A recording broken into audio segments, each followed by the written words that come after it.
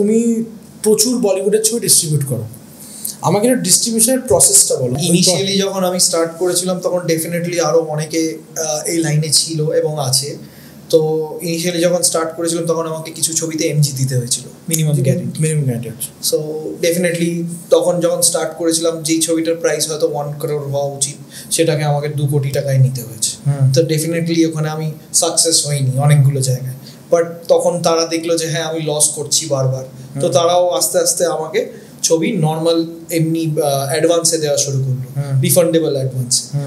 ছবি না চললে ওই টাকাটা পরের সিনেমাতে অ্যাডজাস্ট হয়ে যায়। ওকে, তো এখন করতে করতে এখন সেই টাকাটাও অনেকে নেয় না, নর্মাল নর্মাল কমিশনে আমাকে ছবি দেয়। তো সেই ক্ষেত্রে আমার টাকাটা অত ব্লক হয় না, এবং বিজনেসটা যেহেতু টাইমলি টাকাটা বম্বেতে পাঠাচ্ছি সেই জন্য আমার সঙ্গে একটা ভালো রিলেশন হয়ে গেছে। এইভাবেই আমি সিনেমা একের পর এক করে যাচ্ছি আর কি।